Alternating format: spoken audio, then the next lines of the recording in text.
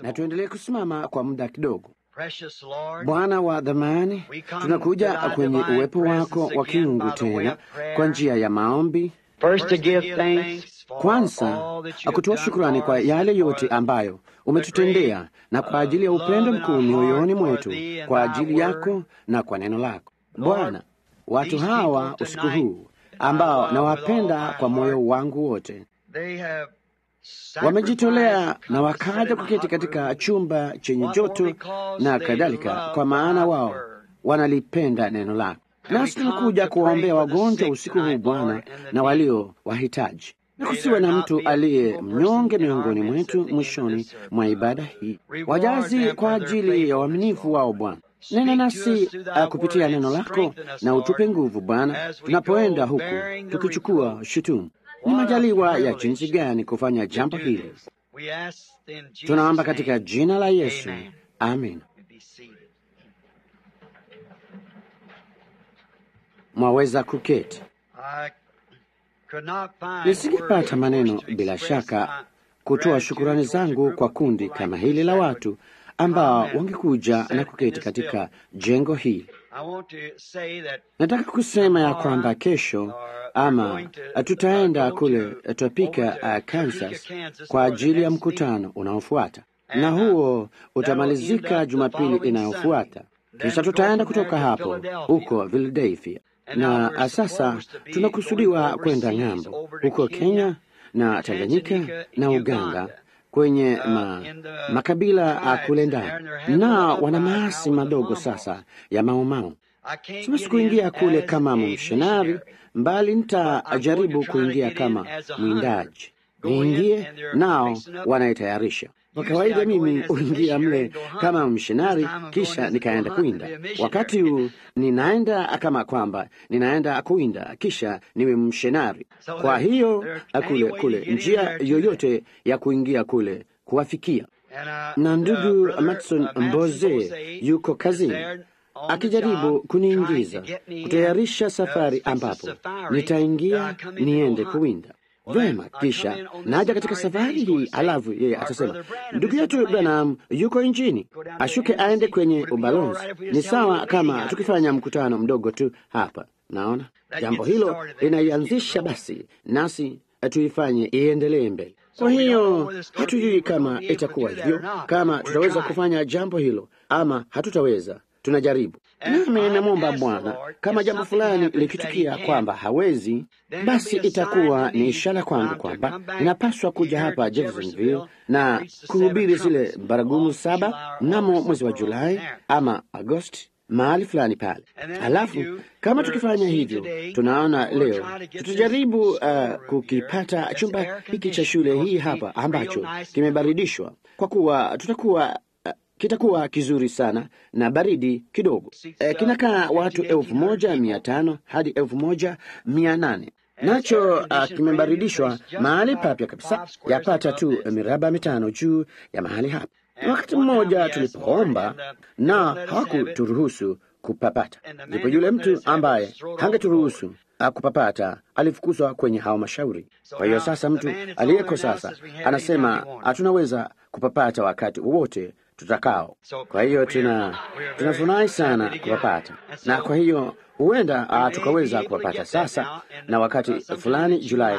Nasi tuna ninino, ni wangapi wangekuwa wakiomba kama Bwana akipenda sasa, kama kitu fulani kikitokatalia. Najua mimi napenda Arizona, ni nchi ya ajabu daima, nimetamani kuwa kule. Tafadhali futa hiyo kidogo ndugu Beni, kama ukiweza, kama ni hiyo. Naam Bwana. Naam, kama sijui ni nani ataifungulia kidogo tu, maana inasikika kutoka hiyo ni nino sana. Utasemaje? Kanda tu, hii hapa, ile nyingine hapa.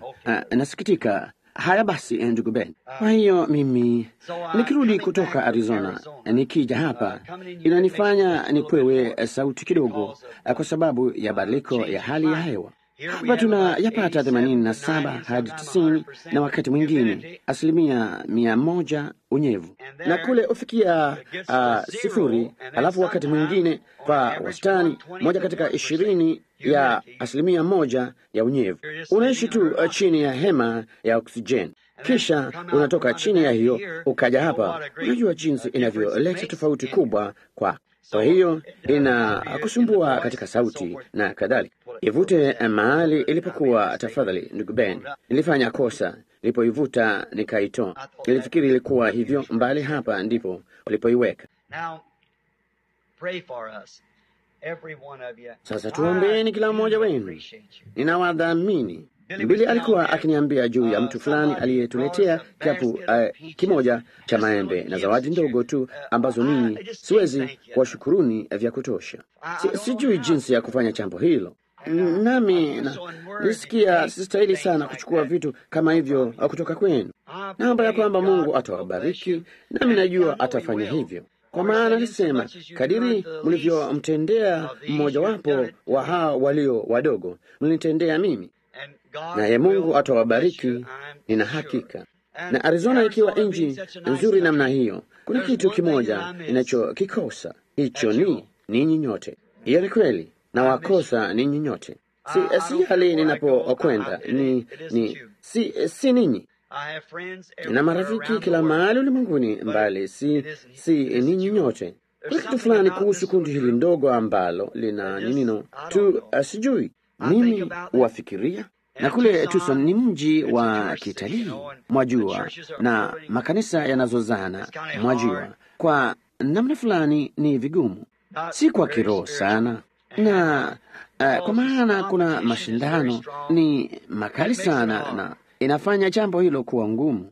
Kama alivyowapata ninyi nyote na kanisa, kisha tuishi kule, nadhani lingekuwa sawa, naona. Lakini nafikiri mradi hili linadumu kuwa kanisa, nanyi nyote mngali mnakuja, ningali nitakuwa hapa hata Yesu atakapokuja. Kwa hiyo niombeni kama nilivyosema muda kidogo uliopita. Sitaki kulirudia, mbali napofika mbele yenu ninakuwa na wasiwasi, ninapata huzuni, kisha nashikwa na upendo wa haraka na mwepesi wa hasira pia. Ndivyo nilivyo kwanza. Kwa hiyo mimi inanifanya kuhangaika sana ndani yangu, bali kujua ya kwamba mahali popote niwezapo kwenda, sina kundi fulani ulimwenguni nilijualo linaloshikamana nami kama kundi hili. Mungu na ajalie tuwe wasioweza kutengana sana hata katika ufalme ujao. Naomba kwamba tuwe huko pamoja. Ombi langu. Nikiketi hapa mlangoni nikizungumza na Bill Dauch muda kidogo tu uliopita, kabla ya kumwongoza mtu fulani kumrudia Kristo tena katika chumba kile kingine, bali nikiketi pale na kuzungumza naye, umri wa miaka 91, yeye alisema, na najisikia mnyonge. Macho yangu si kama inavyopaswa ku. Nami nafikiri miaka michache iliyopita nilimjia wakati alipokuwa ameugua ugonjwa mbaya wa moyo na kuziba moyo. Alikuwa yuafa. Daktari yule aliyekuwa anamtibu aliyesema kwamba asingepona, daktari huyo amekufa.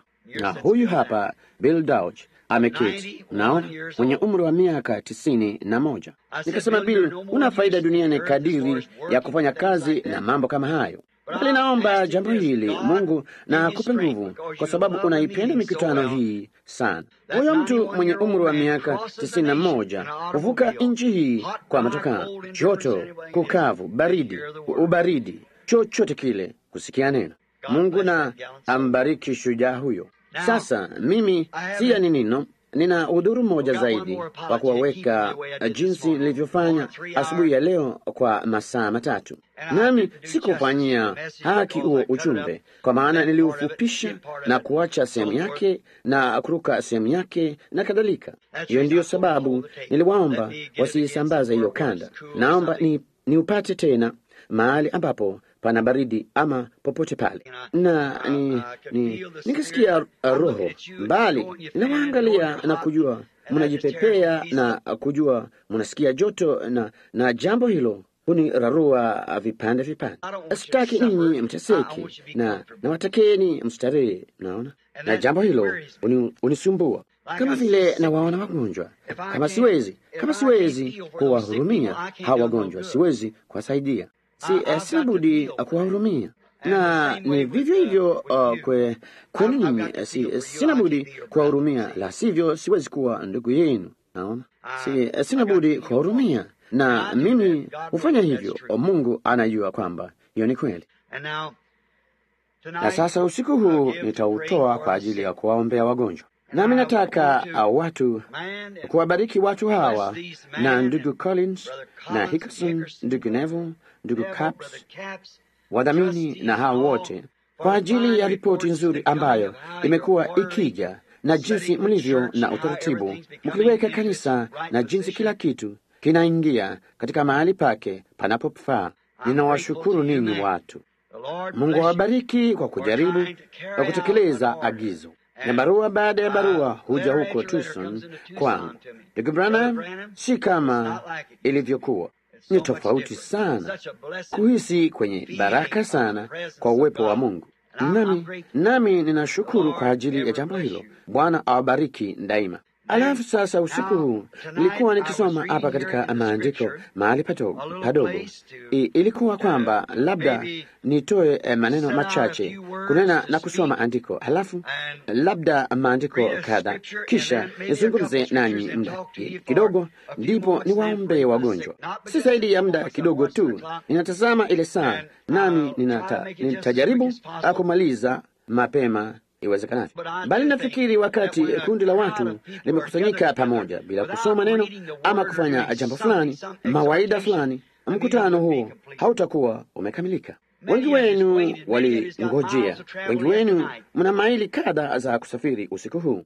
Jinsi ninavyopenda jambo hilo, jinsi ninavyotazama na kumwona kila mmoja. Nami ninafikiria kuhusu kule Arizona. Nafikiri nitakapomwona tena nitashuka niende nikampe mkono na kuikumbatia shingo yake. Nyinyi hapa mmeketi hapa, na ni nani, ni wapi inapoweza, mwajua. Sijui nianze na nani na ni yupi na jinsi ya kutoka huko, bali nawapenda. Mungu anawapenda pia. Sasa nafikiri kama sijakosea, kama sina andiko lisilo sahihi hapa, nataka kusoma kutoka Wakorintho wa kwanza sura ya kwanza kuanzia aya 18, na pia tusome Wakorintho wa pili 12-11 kuchukua fungu la maneno. Sasa kama anaweza kuyapata hayo upesi sana, kisha tutasoma, kisha tuombe na kuanza mara moja kuwazungumzia tu kwa dakika chache juu ya somo ndogo. Katika Wakorintho wa kwanza sura ya kwanza kuanzia kwenye haya ya 18. Kwa sababu kuhubiriwa kwa neno la msalaba kwao wanaopotea ni upuzi, bali kwetu sisi tunaokolewa ni nguvu za Mungu. Kwa kuwa imeandikwa, nitaiharibu hekima yao wenye hekima, na akili zao wenye akili nitazikataa. Yuwapi mwenye hekima? Yuwapi mwandishi? Yuwapi mleta hoja wa zamani hizi? Je, Mungu hakuifanya hekima ya ulimwengu kuwa ni upumbavu? Naweza kunukuu hayo tena. Mungu hakuifanya hekima ya ulimwengu huu kuwa ni upumbavu. Hekima ya ulimwengu huu ni nini basi? Upumbavu. Je, Mungu hakuifanya hekima ya dunia hii kuwa ni upumbavu? Kwa maana katika hekima ya Mungu dunia isipopata kumjua Mungu kwa hekima yake, Mungu alipenda waokoa waliokwisha kuamini kwa upuzi wa lile neno linalohubiriwa. Naweza kusoma haya hiyo tena. Sikizeni kwa makini. Kwa maana katika hekima ya Mungu dunia isipopata kumjua Mungu kwa hekima yake, Mungu alipenda kuwaokoa waaminio kwa upuzi wa lile neno lililohubiriwa. Kwa sababu Wayahudi wanataka ishara, Wayunani wanatafuta hekima, bali sisi tuna mhubiri Kristo aliyesulubiwa. Kwa Wayahudi ni kikwazo, kwa Wayunani upuzi, bali kwa waitwao Myahudi kwa Myunani ni Kristo, nguvu za Mungu na hekima ya Mungu. Kwa sababu upumbavu wa Mungu una hekima zaidi ya mwanadamu, na udhaifu wa Mungu una nguvu zaidi ya mwanadamu. Na katika Wakorintho wa pili sura ya 12 aya 11, Paulo akizungumza, nimekuwa mpumbavu katika kujisifu, ninyi mmenilazimisha, maana ilinipasa nisifiwe na ninyi. Kwa sababu sikuwa duni ya mtume walio wakuu kwa lolote, nijapokuwa si kitu. Na tuombe. Bwana Yesu, ongeza kwa maneno haya machache usiku huu ambao yamenenwa katika siku zilizopita na mtume mkuu Paulo, ili kwamba tupate kufanikiwa kwa kuyasikia usiku huu katika kuyatumia katika maisha yetu, kusudi tupate kuwa kazi ya mikono ya Mungu waliofanywa kwa njia ambayo yeye angetaka sisi tuwe. Kwa maana tunaomba katika jina la Yesu, amin. Nitahubiri usiku wa leo kwa dakika chache, Bwana akipenda, juu ya somo la wa kipekee. Naam, hilo ni somo la kijinga na la kifiduli. Kuchukua mbali hilo, nafikiri kwa kadiri fulani lingeliweka jinsi ninavyotaka kulisema. Moja, kuna mambo mengi sana leo ambayo watu huwa wakipekee kwayo, tunavyosema. Na tamshi hilo, kama mtu yeyote hajawahi kulisikia, linamaanisha mtu asiye na kifani, mtu ambaye ni wa kipekee kwa jamaa mwingine. Na hapana shaka kwamba wengi wetu ni wa kipekee mmoja kwa mwingine. Na basi nilikuwa nikishuka kwenda barabarani wakati mmoja huko Los Angeles, California, nami nikamwona mtu wa kipekee sana akitenda mambo yasiyo ya kawaida. Naye alikuwa akitembea barabarani, si akirandaranda, lakini alikuwa tu kama kwamba anapunga hewa wakati wa alasiri. Nami nikaenda upande wa pili wa ile barabara nione alichokuwa anafanya. Kila mtu alikuwa anageuka akimcheka kwa sababu ya upekee wake. Niliona kwamba alikuwa na maandishi yaliyoning'inia upande wake wa mbele. Ndipo nikafikiri ningeona kile kila mtu alichokuwa anacheka mtu huyu wa kipekee, mtu asiye na kifani. Na kwa hiyo yeye alikuwa, niliona kwamba wakati watu walipomwangalia walimcheka, na bali alionekana kana kwamba alikuwa na aina tofauti ya tabasamu la kuridhika. Hizo tabasamu zingine watu walikuwa wanampa zilikuwa kama za kumudhihaki. Bali alionekana kana kwamba ameridhika katika yale aliyokuwa anafanya. Vema, hayo ni mambo mengi ya kuwazia. Wakati mtu ameridhika na yale anayofanya ni sahihi, ingawa yeye ni wa kipekee kwa mtu mwingine, iwapo ameridhika kwamba anayofanya ni sahihi, basi acha adumu nayo. Na nilipomkaribia maskini mtu yule, nikaona juu kifuani mwake hapa kwenye kijikaratasi chenye maandishi ama ubao iliandikwa, mimi ni mpumbavu, na hapo chini palikuwa na Wakristo. Mimi ni mpumbavu katika herufi kubwa, huku chini kasema Wakristo. Na kila mtu alikuwa anacheka jambo hili. Na maskini mtu huyu aliposhuka akijisukumiza kupitia katika umati wa wenye kudhihaki na kumpigia makelele, niligeuka kuangalia kilichokuwa kwenye mgongo wake. Basi kulikuweko na alama ya kuuliza kubwa mno mgongoni mwake, na huku chini ilisema, basi wewe nawe mpumbavu wa nani? Vema, nilifikiri alikuwa na jambo fulani hapo, mnaona. Mbali alionekana ameridhika kwamba yeye angeweza kuwa mpumbavu wa Kristo. Na hivyo ndivyo Paulo alivyosema, alikwisha kuwa mpumbavu kwa ajili ya Kristo. Ndugu Troy, wa wafanyi biashara wa ajili yote, rafiki msiri wangu, yeye ni mkata nyama. Basi aliambukizwa na viini mkononi mwake kutokana na kukata nyama za nguruwe wakati mmoja. Baadhi ya watu wanaojua ama wanawake wanaweza kujua vini hivyo vilikuwa nini, mbali vitakula. Kwa hiyo kusudi wapate kuyaokoa maisha yake, walilazimika kumkata vidole vitatu. Naye ana vidole viwili tu katika mkono mmoja, bali hata hivyo yeye angali ni mchinja nyama. Na kulikuwa na maskini Mjerumani aliyefanya kazi pamoja naye katika duka la nyama kule Los Angeles. Kwa hiyo akashikilia kujaribu kumwongoza maskini Mdachi huyo kwa Kristo. Naye alisema ya kwamba alikuwa Mluzeri, naye hakuwa na neno. Yeye aliridhika ya kwamba alikuwa Mkristo kwa sababu alikuwa mfuasi wa kanisa la Kiluzeri kama alivyolitamka. Kwa hiyo usiku mmoja ndugu Troy alikuwa na majaliwa ya kumpeleka kanisani. Jina lake aliitwa Henry, na Henry katika Kijerumani ni Henrich, na kwa hiyo walimwita Heini.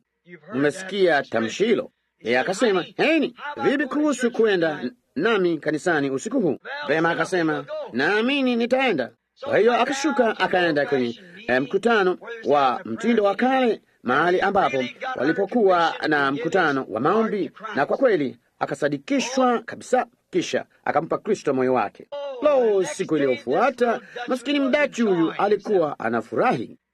Kila baada ya muda kidogo angetembea jengoni, mikono yake hewani, akisema, Mungu asifiwe, asante Bwana Yesu. Naye akavutia usikivu wa watu wote hao. Unaona, yeye akawa wa kipekee kwa mlolongo wote wa wakata nyama.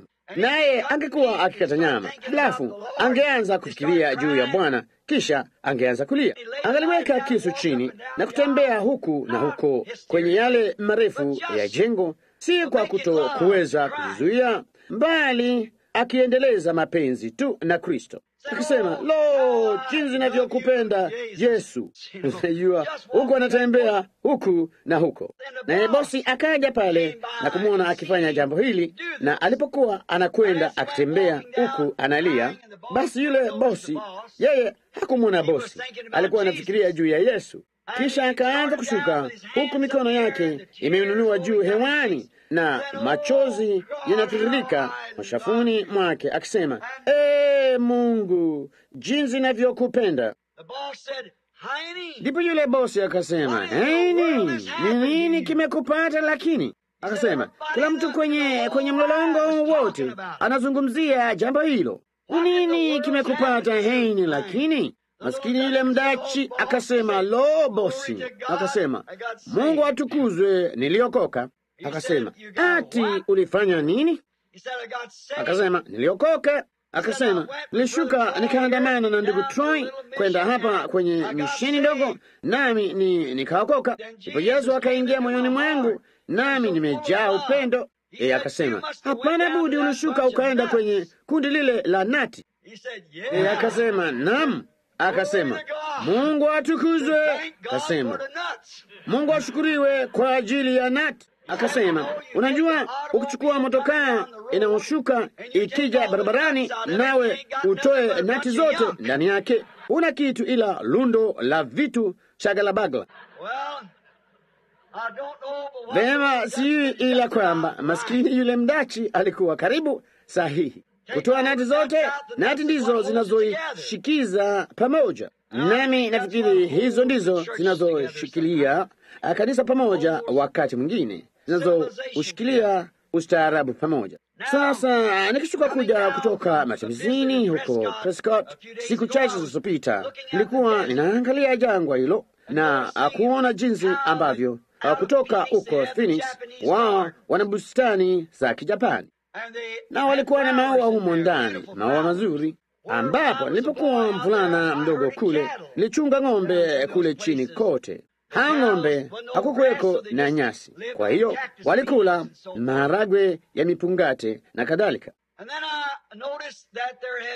Kisha nikaona ya kwamba wanakuza mimea kwa matumizi ya jangwa, na katika jangwa tunapata hiyo mipungate na maua. Na kwenye nyumba yangu kule, ama ile nyumba tunayopangisha, dada Larson, nafikiri alikuwa hapa asubuhi ya leo, nilimwona. naye ana tuta la maua nje ya nyumba, udongo. Kila kitu kule ni changarawe. Kwa hiyo alikuwa na udongo mchache kwenye tuta kubwa katika kila upande wa ile nyumba, na kila asubuhi sina budi kuamka na kuyamwagia hayo maua maji. Nisipoyamwagia maji yatakufa, nayo yataninino. Alafu tena sina budi kupata madawa na kuyapiga yasipatwe na chawa, wadudu watayala. Kisha unaondoka unaenda kidogo mbele ya mahali hapo, futi 30 kutoka hapo, kuna maua yanayokuwa, na huko jangwani yanakuwa. Nawe ungechimba futi 20 na ingekuwa kama kipipa cha poda. Hakuna kitu ila fumbi, na hakuna maji hata kidogo. Na ni nani anayeyapiga dawa? Naona haya iliyo katika shamba la maua, usipoyapiga dawa na kuyamwagilia maji, mchwa na wadudu chawa watayala, mbali chawa hawawezi kuyagusa yaliyo kule jangwani, na wala halihitaji kubembelezwa na kumwagiliwa maji kila siku. Hilo limetokana na Muumbaji. Haya hapa yametokana na kuchanganyisha mbegu.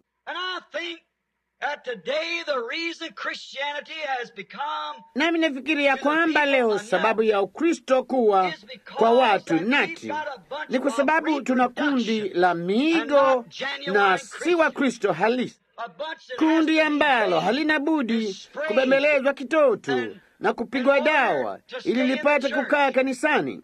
Naweza kuwazia kanisa la kwanza kabisa walivyokuwa na kulilinganisha na miigo hii leo. Hii ingekuwa miigo duni ya kile kanisa la kwanza lilivyokuwa, hao waaminio washupavu wa Mungu wenye Roho Mtakatifu, huku wabembeleza kitoto. Haikukubidi kuwapapasa na kuwaambia ya kwamba ungewaingiza ndani ya hili, na wakichoshwa na lile huenda kwa lingine, na watawafanya mashemasi wapo watakuja hapa na kuliacha hili lingine. Huo ni mwigo wa kuchanganyisha mbegu. Nilikuwa nikifikiria juu ya ile picha ya asili iliyochorwa na Michelangelo, naamini ya meza ya Bwana ya mwisho. Nafikiri aliichora. Unatambua hiyo picha ya asili ingekugharimu nini? Ingekuwa maelfu yasiyohesabika ya dola. Hayangeigusa hiyo ya asili, kwa maana hainunuliki, ina gharama ya juu sana. Bali unaweza kununua nakala yake rahisi kwa kama dola 2. Hiyo ndiyo sababu leo watu hawawezi kuelewa ushupavu wa waamini halisi na wa kweli. Wao wanakuwa nati. Unajua, ulimwengu unakuwa katika utaratibu mno, hata ikawa baada ya muda kidogo unabudi kuchukua nati kutengeneza. Inachukua mtu fulani akujitokeza ambaye ni tofauti kidogo, naye ni nati kwa kizazi hicho. Nilikuwa nikiwaza hivi majuzi, ni nani awezaye? Ni nani siku hizi ambaye si nati? Wewe ni nati ya mtu mwingine. Naamini ulimwengu unaingia kichaa kabisa. Ulijua ni wakati ambapo watu hawawezi kubainisha kati ya mema na mabaya, au kweli na uongo.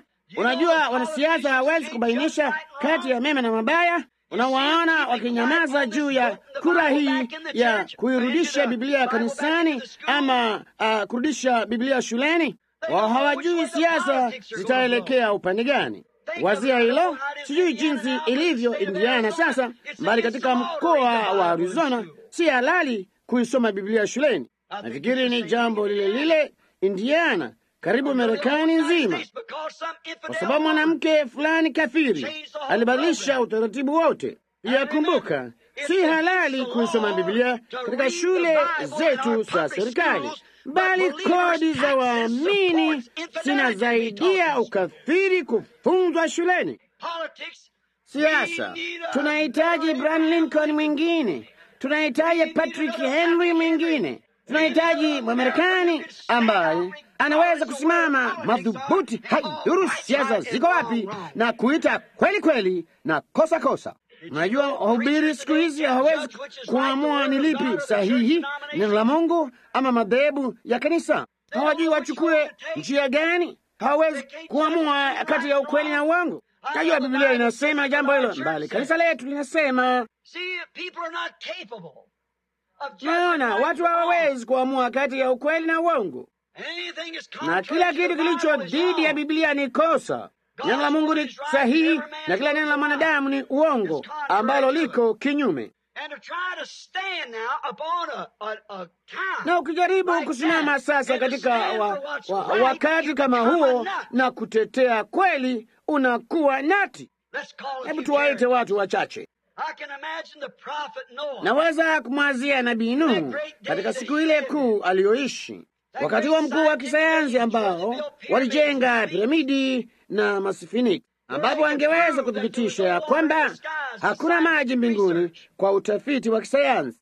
Huyu hapa mzee anatokea kule akasema kutanyesha mvua kutoka mbinguni. Nuhu alikuwa nati kwa kizazi hicho, yeye akawa nati. Na tuwazie juu ya Musa wakati aliposhuka akaenda kwa Farao, kama tulivyonena asubuhi ya leo. Na Musa akishuka akienda kwa Farao na kusema, Bwana alinituma nishuke nije nikawatoe watumwa hawa, huku ameshika fimbo mkononi mwake dhidi ya jeshi kuu lililokuwa limeushinda ulimwengu mzima. Farao katika ustadi wake wote wa kisayansi alifikiri Musa alikuwa nati. Naam, alikuwa nati kwao. Naweza kumwazia nabii Elija katika siku yake kuu, wakati wa fahari sana wa mtindo, wakati Ahabu na Yezebeli walipoutawala ulimwengu kama ilivyokuwa katika siku hizo, na ile mitindo yote na kadhalika ambayo Yezebeli alitaka kuvaa, na jinsi alivyowafanya wanawake wote kuvaa kama yeye, na vipondozi vyake na kuendelea mitindo yake, jinsi alivyojipamba. Na wakati mzee mmoja hafifu kama Elija alipojitokeza na kusimama dhidi ya taifa nzima, kwa Ahabu yeye alikuwa nati. Hiyo ni kweli. Amos yule nabii alipokuja Samaria siku zile, Samaria ilipokuwa kama Hollywood leo, au wanawake barabarani walivyovalia, na hata uzinzi wa hadharani, jinsi wanavyofanya yasiyofaa na kuishi huko nje wakiwaruhusu wanaume. Karibu ni uzinzi wa hadharani leo, moja kwa moja mbele yako. Nilienda mahali fulani hivi majuzi usiku kutafuta kitu chakula, na wavulana wadogo pamoja na wasichana kule juu wakikumbatiana na kubusiana, sijui kama nini. Je, wajua maskini dada yangu ya kwamba huo kwa uwezekano ni uzinzi? Wakati mwanamume anapokubusu, yeye kwa uwezekano amefanya uzinzi na wewe. Hupasi kumruhusu kamwe akubusu hata utakapoolewa, kwa maana zile tenzi za kiume na vya kike pia zimo midomoni. Mnafahamu? Na wakati tenzi za kiume na za kike zinapokutana, hata iwe ni wapi, kwa uwezekano umefanya uzinzi. Basi usimruhusu kijana akubusu hata lile shela litakapoondolewa usoni mwako, nawe mke wake. Usifanye hivyo, ni kufanya uzinzi, ni kuchanganyisha tenzi za kiume na za kike. Kwa nini mwanamume ambusu mwanamume, mwanamke ambusu mwanamke midomoni? Kwa maana tenzi hazichanganyikani. Watoto huzaliwa kwa kuchanganyisha tenzi. Kwa hiyo karibu ni uzinzi wa hadharani, tena kila mahali, kala kwenye sinema na kila mahali unapoangalia, kunyonyana ndimi na kufanya siofaa. Sio ajabu uzinzi unaongezeka. Wanawezaje kufanya hivyo huku wanajichafua kwa shahawa kwa kuwabusu hawa wanawake mdomoni, wakijua ya kwamba huo ni uzinzi? Mungu hatakusamehe jambo hilo isipokuwa utubu. Na sasa wakati alipokuwa anakuja huyu nabii mkuu Amosi, yeye anajulikana kama mmoja wa manabii wadogo, kwa sababu hakuna mambo mengi sana yaliyoandikwa juu yake, bali alikuwa na neno la Bwana. Naye akaangalia kwenye huo mji wote umejiingiza kwenye bustani, wanaume wameketi huku wamewakumbatia wanawake, na wanawake wamewakumbatia wanaume. Ni Hollywood ya kisasa tu. Naye akatembea kupitia mji huo, mjini humo, akasema, mtatubu, la sivyo mtaangamizwa. Yeye alikuwa nati, yeye alikuwa karibu amejitangaza mwenda wazimu kwao. Yohana Mbatizaji alipojitokeza kama dhehebu ya kidini ya siku hizo, yeye alikuwa nati. Yeye alikuwa na nafasi ya kuwa kuhani, kufuata nyayo za baba yake, bali alikataa kufanya hivyo kwa sababu Mungu alikuwa amemweka mbali na hizo kanuni za imani na madhehebu, kwa maana kazi yake ilikuwa muhimu sana. Yeye alikuwa amtangaze Masihi atakayekuja, na wakati hakuwa na uhusiano wote na Mafarisayo, Masadukayo ama wote wale, yeye alikataa kundi lao lote. Kisha akasema, msianze kusema tunaye baba yetu Ibrahimu, kwa maana nasema ya kwamba Mungu anaweza katika mawe haya kumwinulia Ibrahimu watoto. Kwa ulimwengu wa kidini wa siku zake, yeye alikuwa nati. Sawa. Wakati Yesu alipojitokeza kwa watu wa kidini wa siku zake, yeye pia alikuwa nati, kwa sababu wao walisema, wewe ni Msamaria, umerukwa na akili, wewe ni mwenda wazimu. Kwa maneno mengine, mtu mwenye kichaa. Alikuwa hivyo kwa watu. Bwana na Mwokozi wako. Si ajabu Paulo aliyefunzwa na Gamalieli kuwa kuhani, nafasi siku moja kuwa kuhani mkuu, na alipokuwa jiani akienda zake Damasiki, alipigwa na kuangushwa na nuru ya kimbinguni, naye akainua macho yake akiwa Myahudi, na alijua nguzo hiyo ya moto ndiyo iliyowaongoza watu wake. Yeye alisema, Bwana, unani wewe? Yeye akasema, mimi ni Yesu. Na wakati yeye alipoiacha elimu yake, akaiacha theolojia yake yote ambayo aliyokuwa amefunzwa shuleni, naye akawa mhubiri wa kawaida wa barabarani, yeye alikuwa nati. Alisema, nimekuwa mjinga. Ndipo hawa watu wakafikiria kwamba alikuwa mwenda wazimu, amerukwa na akili. Alimwambia Festo, mimi si mwenda wazimu. Yeye alimjua tu Bwana, lakini kumjua Bwana katika kundi la wenye dini, natumaini hamtalikosa.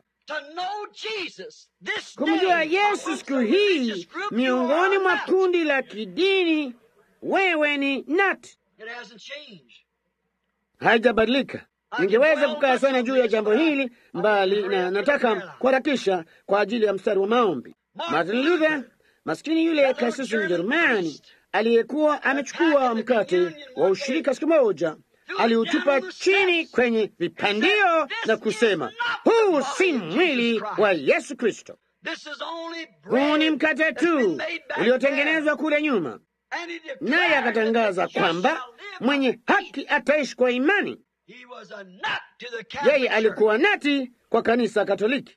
Wao wangeliweza kumuua kwa ajili ya jambo hilo, lakini yeye alikuwa nati, nao wakamwacha tu, bali akawa nati kwa kizazi hicho. John Wesley, katika ile saa kuu ya ufisadi wa Uingereza, ambapo kama ufufuo wa Kiwesley haungalitokea, ulimwengu mzima ulikuwa umepotoka, ufisadi kila mahali, na kanisa la Kianglikana lilikuwa limeenda mbali sana, hata hakukuweko na ufufuo tena, mawazo ya Ukalvinisti kama hayo.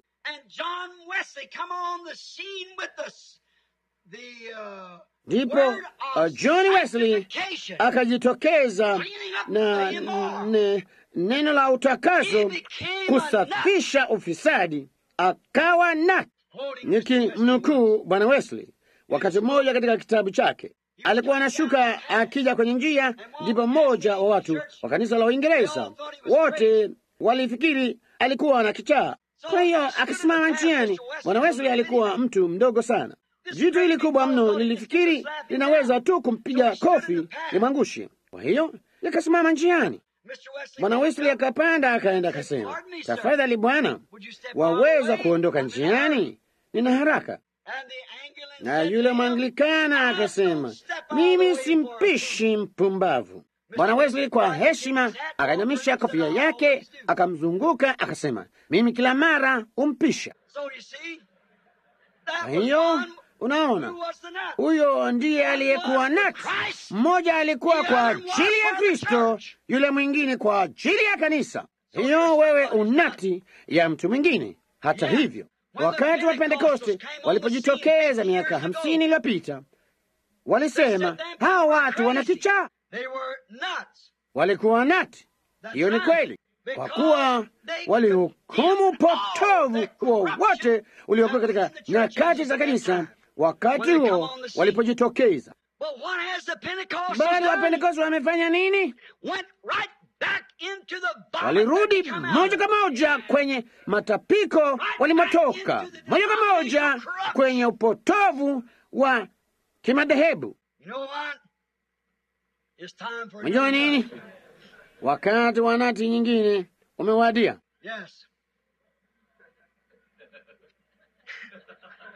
Naam, wakati wa nyingine umewadia. Hiyo ni kweli.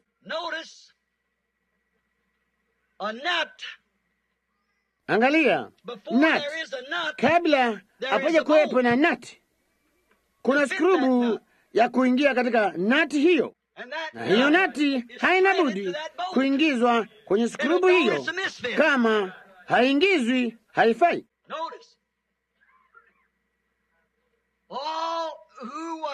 Wote walioingizwa katika siku za Nuhu, walioingizwa kwenye ujumbe wa Injili, Nuhu aliyekuwa nati aliwavuta akawaingiza katika safina. Inategemea hesi zako ni nini. Umeingizwa kwenye kitu gani? Kama umeingizwa ulimwenguni, watakuvuta. Kama umeingizwa kwenye neno, litakuvuta.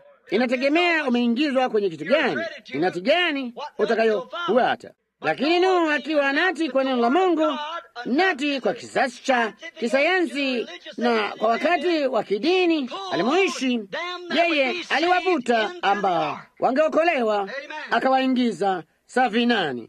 Amina. Hao waliokuwa wamekusudiwa tangu zamani, ile skrubu iliyotengenezwa kabla ya nati.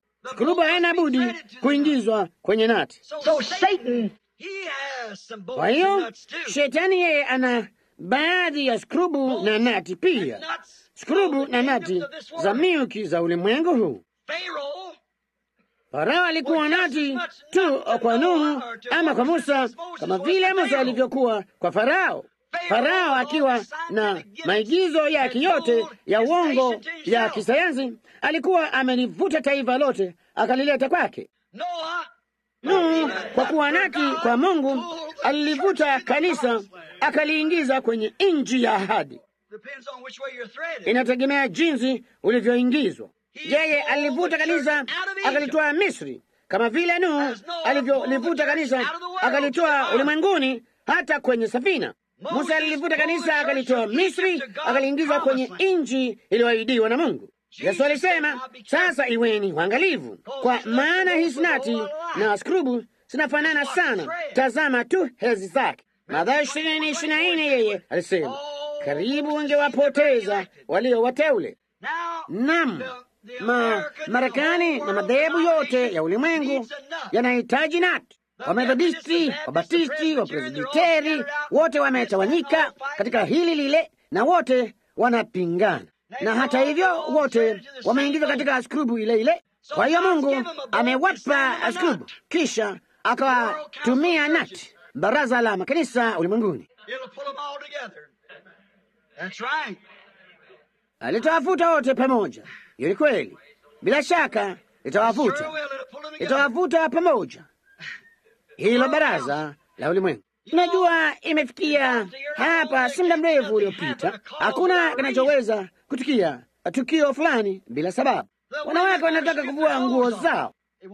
walitaka kuvaa kaptura, walitaka kuendelea kuwa washiriki wa kanisa, walitaka kuvaa hizi kini ama chochote unachoviita vitu hivi. Wanataka kufanya jambo hilo na bado angali wanataka kuwa washiriki wa kanisa. Wanataka kupiga makelele, kupiga mayowe na kucheza dansi, kuabudu. Huko ni kuabudu. Sasa kama ningalikuwa na wakati, ningewadhibitishia jambo hilo. Hiyo ni ibada ya Ibilisi, kucheza dansi namna hiyo na kufanya mambo hayo. Naweza kuwadhibitishia hilo katika nchi za makafiri. Wao walitaka kuabudu na kushikilia ushuhuda wao na bado wabaki kanisani. Kwa hiyo Mungu akawapa nati 2 ama 3 za hizo. Moja iliitwa Elvis Presley, moja Pete Boone na Annie Ford. Wanaweza kuimba nyimbo za kidini na chochote kile na bado adai eti yeye ni Mkristo. Ni nati, haijatiwa kwenye neno. Sawa. Naam, nilisema nitamaliza katika muda wa nusu saa na imekwisha. Bali sikiza, ulimwengu unahitaji nati. Ibilisi anahakikisha ya kwamba wanaipata. Wao tayari wametiwa kwenye hesi zake. Lakini wakati ulimwengu unapotiwa hesi kwa ajili ya nati, kuna watu wanaoitwa bibi harusi. Ametiwa hesi pia. Kwa hakika, kama inavyosimama hapa, Mungu atawatumia nati ambayo itamfuta bibi harusi hata katika chafuko huu, imwingize katika uwepo wa Mungu. Itakuwa nati iliyotiwa hesi kwa neno.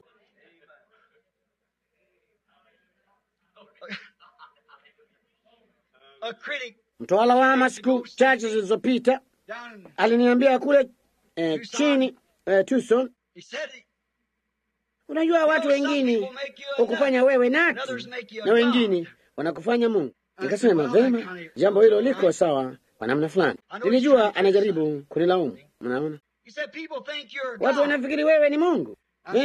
Ni nino tu.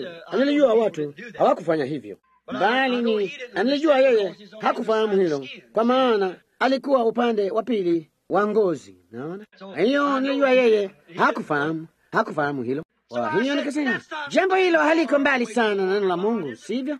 Kumfanya tu ajue sisi hatukuwa tumepotea. Tulijua tulipokuwa tunasimama. Tunajua tulikuwa tumetweka matanga ya namna gani, nani upepo wa namna gani ulikuwa unayavumia. Tunajua hesi zetu zilivyokuwa na nati yetu ilivyokuwa, nasi tunajua jinsi tunavyosimama. Nikasema hilo si kinyume cha neno la Mungu sana, sivyo? Nikasema kumbuka, wakati Mungu alipokuwa anamtuma Musa ashuke aende kwa wana wa Israeli, Mungu alimfanya Musa Mungu. Hiyo ni kweli, na yakamfanya pia bibi yake Haruni nabii. Hiyo ni kweli. Nabii wote Yesu alisema walikuwa miungu.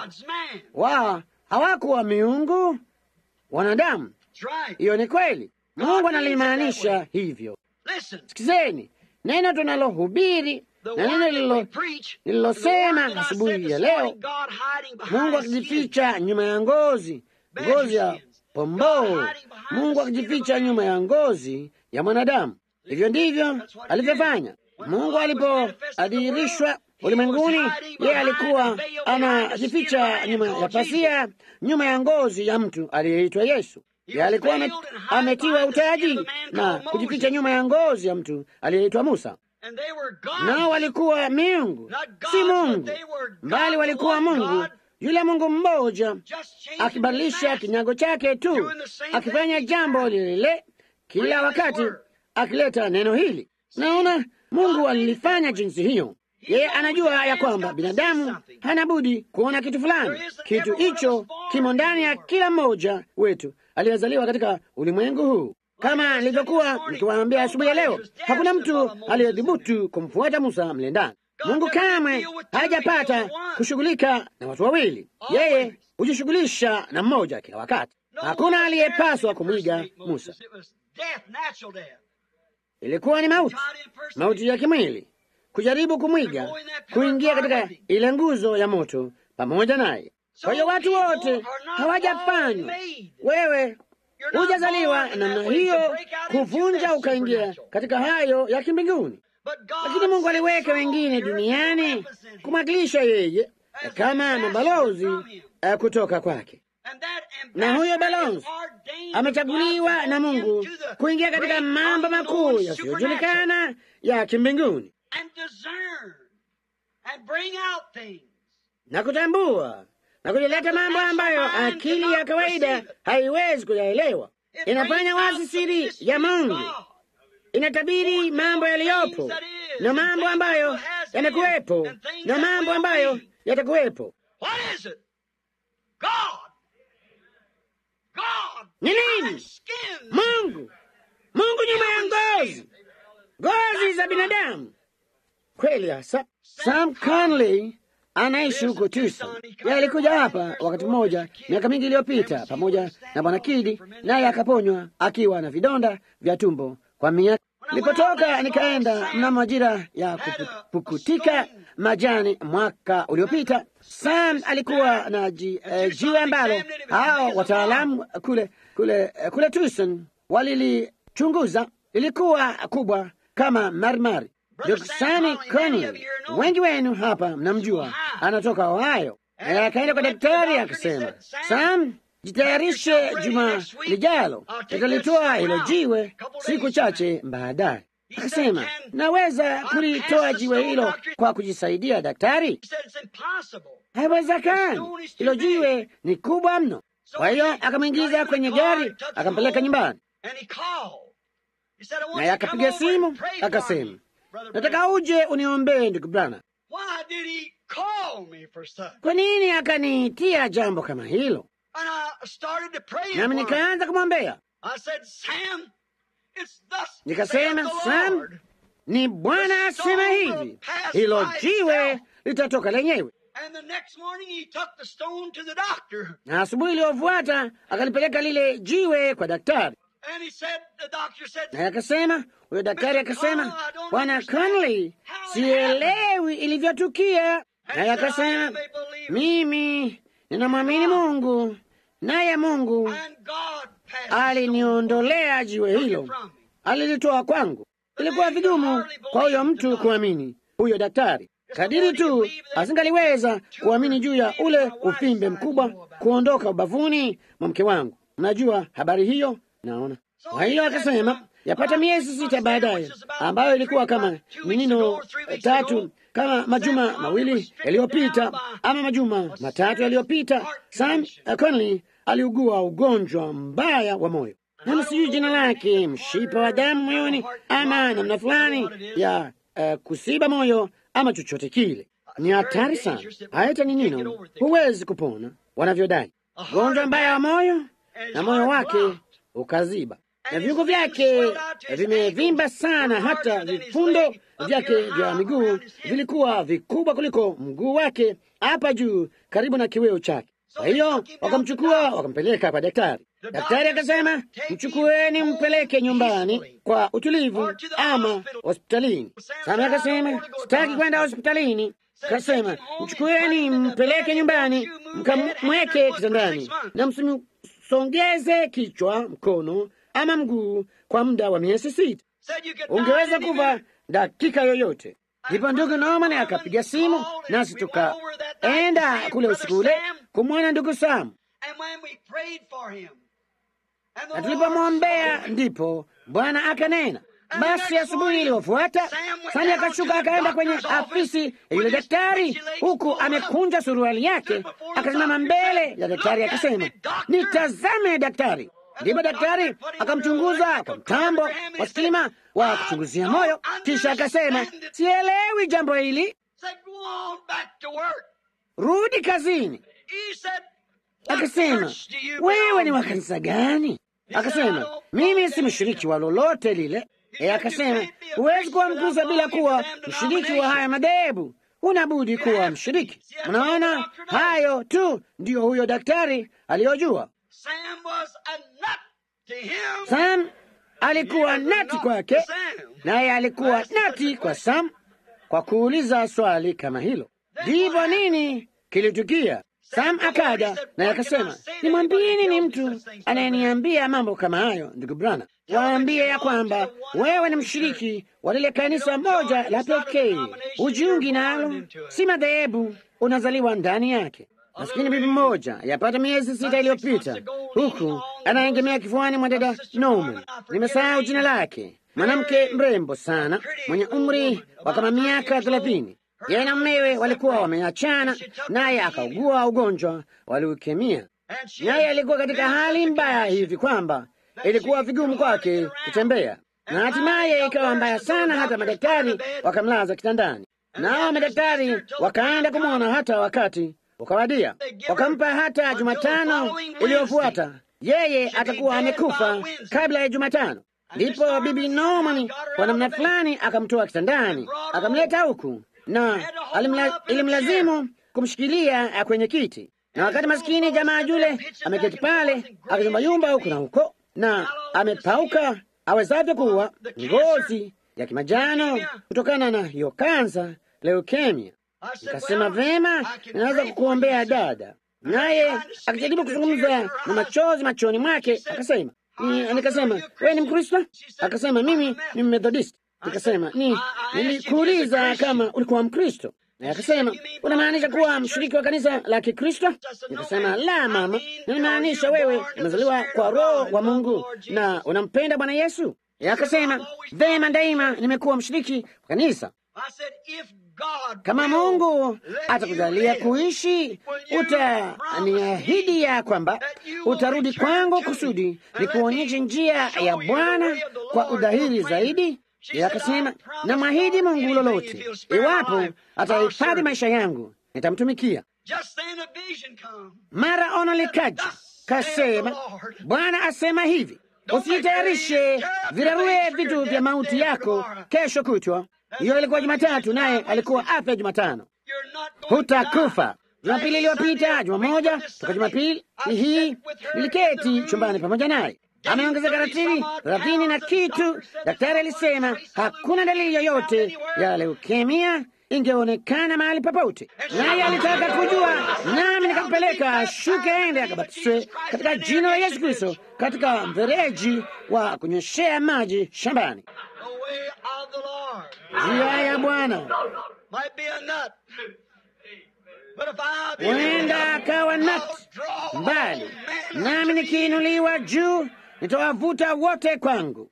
Mimi hutembelea kule kwa yule mfulana aliyekuwa anachukua kanda hapa Leo Mesa. Yeye ana gari la kukokotwa, na nilikuwa nikawaombea watu fulani, nami nikamwombea maskini bibi mdogo, jina lake Loka, naamini ndivyo alivyoitwa. Naye alikuwa amekwisha fanyiwa upasuaji mara 14 wa kansa, nao madaktari wakamkatia tamaa afe. Naye akaombewa na akaambiwa hata kufa bali angeishi, na hakuna dalili yake mahali popote. Kwa sababu ya tukio hilo, 28 wa jamii yake walikuwa wamesimama hapo, wameokoka na kujazwa na Roho Mtakatifu. Huenda likawa ni nati, bali linawavuta watu wote kwake ambao watakuja. Limeingizwa kwenye neno. Naona linalomaanisha. Ina barua iliyokuja majuzi, imewekwa kule nyuma katika faili. Mnamo majira ya kupukutika majani mwaka jana, ilipokuwa mawindoni ama kwenye msimu wa kuchanua majani, ilikuwa mwaka mmoja uliopita. Mvulana wa Kihindi anayeitwa Oscar, ambaye tunawinda naye kwenye barabara kuu kule, ilikuwa mahali ambapo malaika wa Bwana aliwaambia akupitia hapa angemleta yule kulungu dume na yule dubu mkali mwenye kichwa cha rangi ya fedha. Nyote mnakumbuka jambo hilo.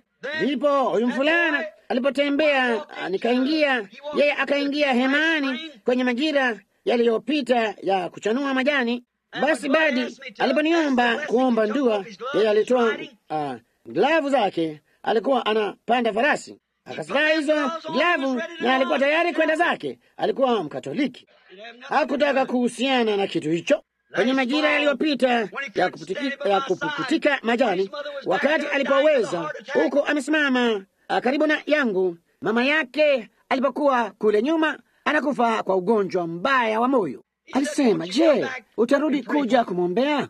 kile kibanda cha Wahindi pale, na hapo hao wote wamekusanyika wakimzunguka huyu mama, naye yuapa asingeweza kuzungumza hata neno moja la Kiingereza. Naye Roho Mtakatifu akashuka akamwambia huyo mama kupitia kwa mkalimani mbindie yale yaliyokuwa yametokea, ambayo yalikuwa, hata alimwita jina lake na kumwambia alikuwa nani na alitoka kwenye kabila gani na jinsi ambavyo jambo hili lingetukia. Naye huyo mama aliponywa papo hapo. Basi asubuhi yake niliporudi kuwaona, nilipokuwa ninaondoka kwa farasi nikirudi maili 40 kwa ajili ya kondoo mmoja, hao hapo wote wameketi pale. Yule mama alikuwa anapanda farasi arudi akale nyama kavu za kongoni. Nami nikasema, jana usiku nilipoomba nilisema, Baba yetu aliye mbinguni. Nikasema, Louis, ilikuwa asala ya Kikatoliki, nyote mlianza, halafu bila shaka nikawaacha. Sasa nikasema, sasa nitamshukuru Mungu, sisi hatukariri maombi, sisi huomba.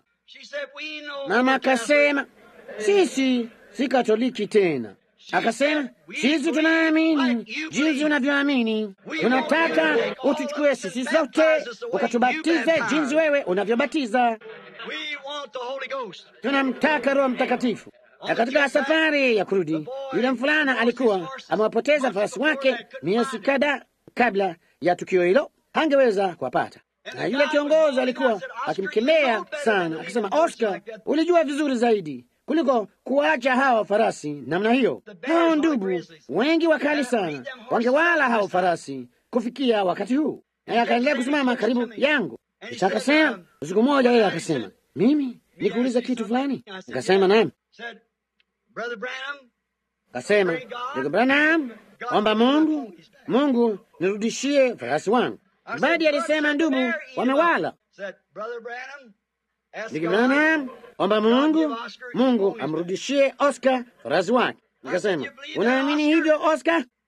Akasema, naamini. Mungu mfanya mama yangu mzima. Mungu kwambia mahali dubu alikuwa, mahali wanyama walikuwa. Mungu huyo jua mahali walipo wanyama, jua mahali walipo farasi wangu. Mnaona, mwaka mmoja uliopita nilipokuwa nimesimama kule nyuma na Fred Statman ambaye yuko hapa usiku wa leo, Bilipo mwanangu, Roho Mtakatifu alishuka.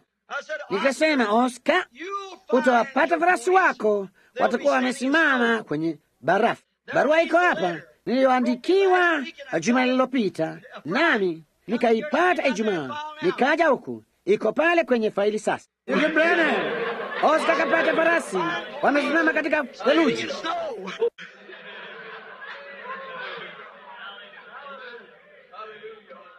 Jinsi walivyoishi hakuna ajuaye. Hapo yule mvulana, wakati kama huu mwakani Juni, kuna theluji nyingi sana, kungali kuna futi 20 za theluji zimazunguka. Walikaje kule majira yote ya kipupwe katika magenge haya? Oscar anaweza kuwafikia huku amevalia viatu vya theluji, lakini bila shaka yeye hawezi kuwavalisha hao farasi wake viatu vya theluji, bali aliwapata kulingana na neno la Bwana. Huenda jambo hilo likasikika kama nati. Liamini tu wakati mmoja. Inategemea jinsi hesi zako zilivyo. Sasa halitaingiana na madhehebu, litaingiana tu na neno. Bali kuna watu katika ulimwengu huu wanaamini hilo neno. Hajinati kumpunga huyo bibi harusi atoke hapa bila shaka, kwa maana bibi harusi na bwana harusi ni mmoja, na huyo Mungu ni mmoja, nalo neno ni Mungu.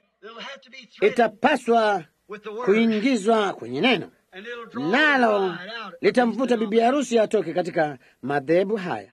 Naam, yeye alitaka kunitoa makosa. Unajua, inanikumbusha juu ya kuzungumza asubuhi hii juu ya Mungu akijificha nyuma ya ngozi ya mwanadamu. Hadithi ndogo, kisha nitafunga. Nasikitika kwamba niliwaweka hapa kwa kama dakika 45 sasa. Kuna nyumba fulani, nyumba ya Kikristo, na kulikuwa na, nilimsimulia haya yule mtu wa lawama. Na katika nyumba hii kulikuwa na wao walimwamini Mungu. Walikuwa na mvulana mdogo pale, bali alikuwa anaogopa sana dhoruba. radi. Lo, aliogopa mno. Yeye angekimbia aingie chini ya meza popote pale radi ikija. Kwa hiyo usiku mmoja dhoruba kubwa sana ikatokea kule shambani na mahali walipoishi, na miti ilikuwa inavuma na radi imemetesha huku inazidi kuangiza. Mama kamwambia kadogo, kasema, sasa kadogo, nenda kwenye chumba cha juu kalale. Kasema, basi usiogope, panda uende kule. Kwa hiyo maskini kadogo alikuwa na nguo zake za kulala, akapanda akaenda kwenye chumba cha juu, akiangalia nyuma nusu akilia. Akalala, akajaribu kulala usingizi, akafunika kichwa chake. Angeweza kulala, hiyo ikimemetesha dirishani. Kwa hiyo akasema, lo mama, akasema, njoo hapa ukalale nami. Mama yeye akasema, kadogo, hakuna kitu kitachokusumbua, radi hiyo haiwezi kukudhuru. Lakini mama, njoo huku ukalale nami. Kwa hiyo huyo mama akapanda kwenye vipandio, akajilaza kitandani pamoja na kadogo wake. Na akasema, kadogo, mwanangu mdogo, mama anataka kukwambia jambo fulani. Kasema, kadogo, sisi ni jamaa ya Kikristo, nasi tunaamini ya kwamba Mungu hutulinda katika dhoruba. Tunaamini jambo hilo. Pia tunaamini ya kwamba Mungu huwalinda walio wake.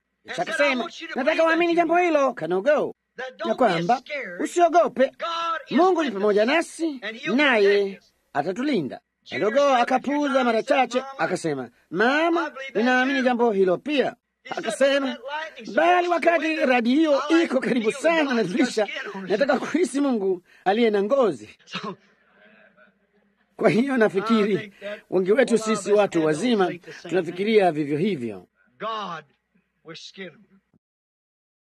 Mungu aliye na ngozi linaweza likasikika kama nati kwa ulimwengu, mbali linawavuta watu wote kwake.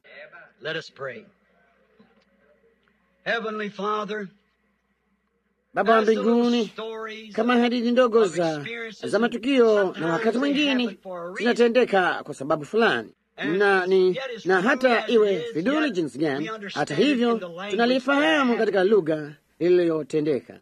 Kwa hiyo tunakushukuru usiku wa leo Bwana, ya kwamba Mungu anaweza kujifanyia makao ndani yetu. Tunakushukuru ya kwamba kulifanywa upatanisho, damu ya mwenye haki Yesu, ambaye alikuwa ukamilifu wa Mungu, ukamilifu wa uungu kwa jinsi ya mwili, ya kwamba aliyatoa maisha yake ya thamani, hayakutolewa kwake, mbali aliyatoa kwa hiari,